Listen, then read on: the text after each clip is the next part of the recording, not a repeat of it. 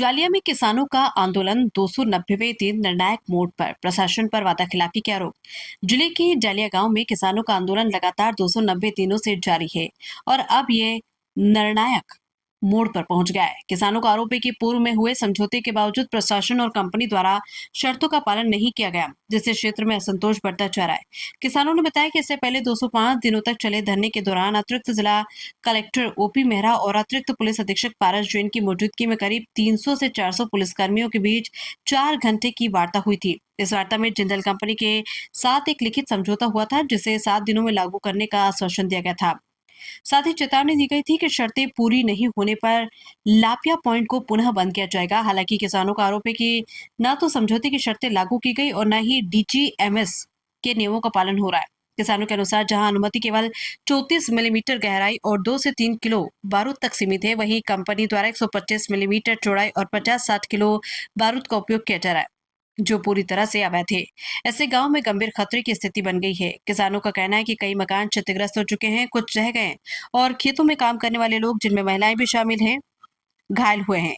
इसी बीच पत्थरगड़ी के लिए पहुंचे पटवारी कंचन शर्मा, गिरदावर कैलाश चंद्र तेली और कंपनी अधिकारियों के सामने किसानों ने जोरदार विरोध प्रदर्शन किया। किसानों ने आरोप लगाया कि उनके खसरे जानबूझकर छोटे किए जा रहे हैं, जिससे कंपनी को फायदा पहुंचाया जा सके। किसानों की प्रमुख मांग है कि खसरे की पुनः जांच कर उन्हें सही किया जाए और लिखित समझौते के सभी शर्तों को तुरंत लागू किया जाए। उन्होंने चेतावनी दी है कि जब तक ये मांगे पूरी नहीं होती, तब तक पत्थरगड़ी की प्रक्रिया को रोका जाए।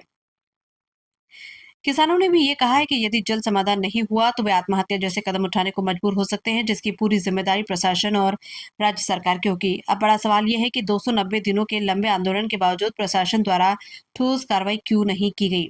किसानों ने सरकार से तत्काल हस्तक्षेप कर समस्या का समाधान करने की मांग की है, ताकि क्षेत्र में शांति और सुरक्षा बहाल हो सके। भीलवाड़ा से संवाददाता विजय भारद्वाज की रिपोर्ट। आप जो बता रहे हैं पत्थरगड़ी के लिए हमारे को जो तकलीफें हैं वो मैंने आपको सारी चीजें तकलीफें अवगत करवा दी। जिस कचरे को छोटा किया गया है, जिंदल के साथ सम्मिलित किया गया है, उनको आप सही करवाइए। हम सब आपके साथ हैं पत्थरगड़ी के लिए। हमारी जमीन हमें सपोर्ट कीजिए और जिंदल की जमीन जमींदार को दीजिए। दूसरी चीज है, एसडीएम साहब और तहसीलदार साहब 4 जनवरी 2025 के समझौते में यहाँ आए थे। 2017 में एडीजे 2 ने एक आदेश दिया था, उसमें तहसीलदार महोदय पाबंद है इस ब्लास्टिंग के ऊपर 34 mm से ज्यादा ब्लास्टिंग नहीं होनी चाहिए। उसके बाद उस ब्लास्टिंग का उस कोर्ट के आदेश की पालना क्यों नहीं हो रही है? ब्लास्टिंग हो रही है, क्यों नहीं हो रही है? अगर ये ब्लास्टिंग नहीं रुकती है तो ये गांव वाले क्या कदम उठाने वाले हैं? वहीं जाके बैठेंगे। ये गांव वाले क्या कदम उठाने वाले?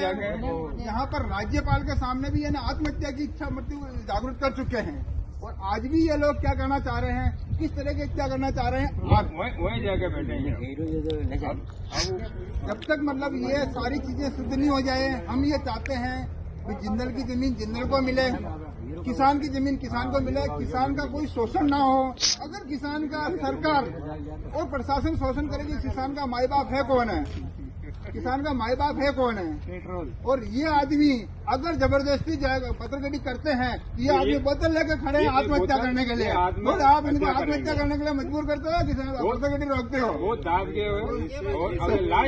आप तो हमारी निवेदन है कि जिनाइन चीज हो उसके लिए किसानों के सहयोग में और एक भैरू नाटी को तत्काल में इसकी सुनवाई करवाए, तहसीलदार महोदय को आप अवगत करवाए, एसडीएम साहब को अवगत करवाए। यहाँ पर करोड़ों रुपए की लागत लगी हुई है, उस नाटी को तुरंत प्रभाव से वापस सुरक्षित करवाई जाए। मतलब इसके लिए बहुत बहुत धन्यवाद आपका, हमारी आपने सुनी।